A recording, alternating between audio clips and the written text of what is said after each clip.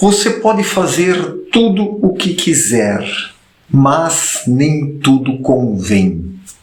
Nem tudo é adequado a ser feito na vida de alguém. Esta é a concepção errada e equivocada que muitos têm da liberdade. Como se a liberdade fosse um direito absoluto do indivíduo fazer o que bem entende em qualquer momento, em qualquer lugar. Sendo que pessoas que assim pensam, que têm esta visão da liberdade distorcida, são pessoas que não se conhecem. Alguém que se conhece se relaciona melhor com a liberdade e consegue fazer um uso equilibrado da mesma sem exagerar, sem cometer excessos. O problema sempre está no exagero, nos excessos, na falta de modéstia, de equilíbrio, de harmonia.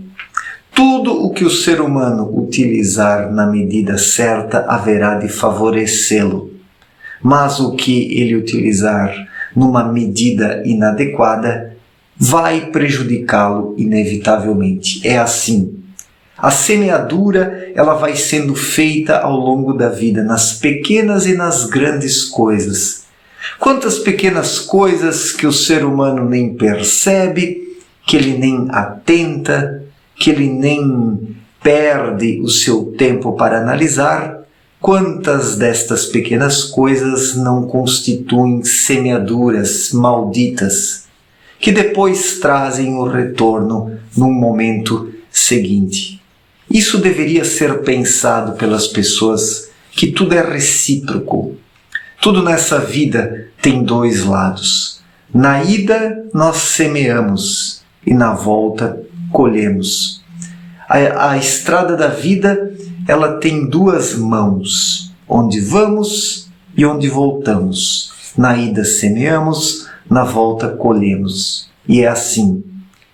E estes adoradores da pseudo-liberdade são justamente aqueles que se sobrecarregam com os maiores karmas, os maiores erros, os maiores equívocos, e depois se revoltam.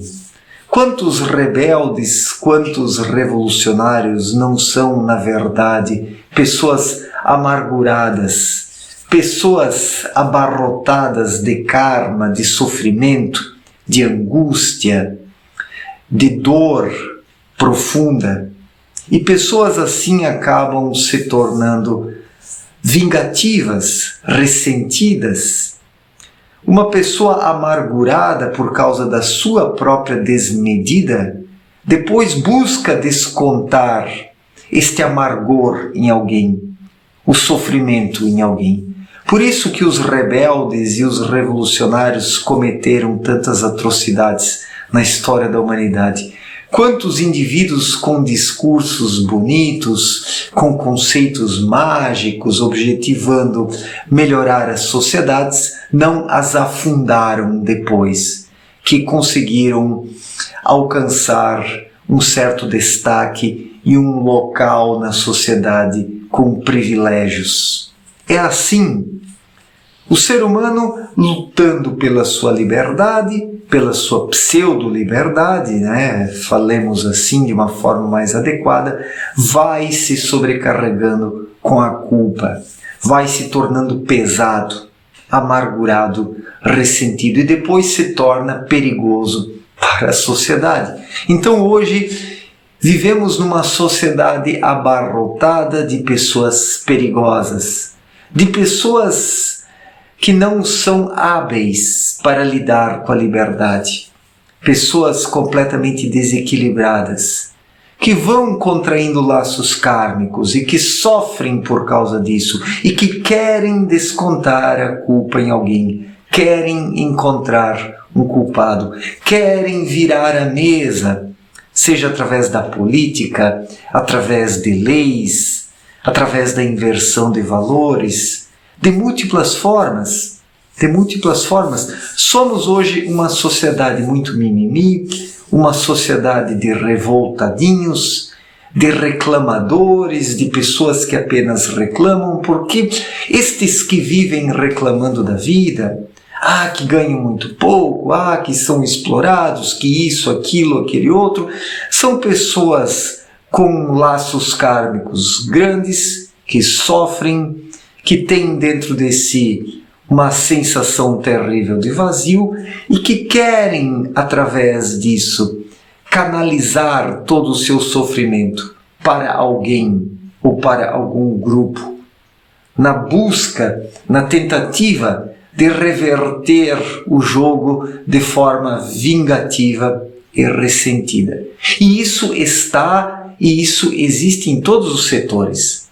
Assim é a esquerda, assim é a direita. Também é cheia de indivíduos ressentidos, indivíduos desequilibrados também, que não sabem lidar com as situações, e a nossa sociedade está contaminada por causa desta visão errada e inadequada da liberdade, de pessoas sobrecarregadas de karma, sobrecarregadas de culpa, pessoas sobrecarregadas de equívocos, erros e enganos. E toda essa sobrecarga esmaga o indivíduo e daí ele quer encontrar um culpado por isso, sendo que ele próprio é o maior culpado.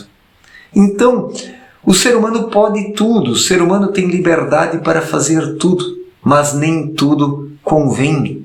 Faz-se necessário ter uma humildade para saber lidar com a liberdade, porque somente pessoas humildes e modestas lidam com a liberdade corretamente. E quando falo de humildade, não é ser um pobre coitado, não é ter cara de chorão, não é ficar reclamando da vida. A humildade, a verdadeira humildade, ela vem acompanhada com uma postura honrosa. A verdadeira humildade não tem cara de tadinho. A verdadeira humildade não reclama da vida. A verdadeira humildade é uma postura de força.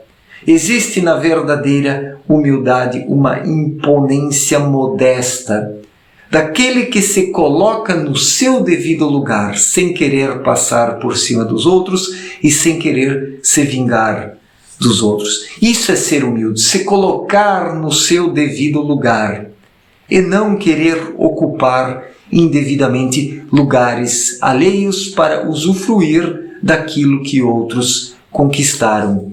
A humildade, ela é uma sobriedade, ela é uma clareza na visão, ela é uma decência. Pessoas humildes são decentes, enquanto que os arrogantes são indecentes, os prepotentes são indecentes, os revolucionários são indecentes. Os salvadores da pátria, do mundo das ideologias, são pessoas fracas e indecentes. Sejam os salvadores da pátria da esquerda, da direita ou do centro. Existe ali muita vaidade, muita arrogância, busca por poder, por sobrevivência e destaque.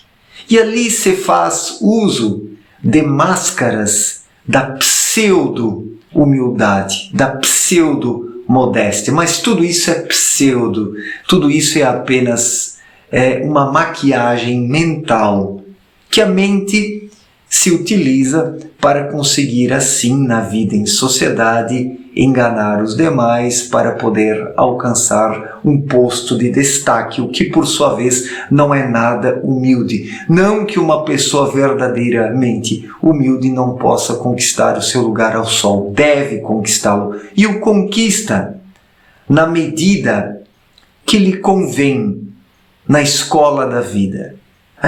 Então isso precisa ser compreendido. O ser humano pode tudo, o ser humano tem liberdade para tudo, mas nem tudo convém. Faz-se necessário colocar-se no seu devido lugar, com modéstia, com humildade. Buscar conquistar aquilo que é necessário para uma vida de qualidade, mas ter sempre, em primeiro lugar, o desenvolvimento espiritual, a busca pelo autoconhecimento. Isso é a humildade. O humilde coloca a sua espiritualidade em primeiro lugar, coloca o seu amor a Deus em primeiro lugar. O humilde ama a Deus em primeiro lugar, e não as coisas do mundo, não as coisas passageiras, não as transitoriedades degradantes que apenas viciam e degradam a espécie humana. Então, faz-se necessário saber o que é a liberdade e o que é preciso fazer para ser livre. Basta ser humilde. Pessoas humildes não se apegam desnecessariamente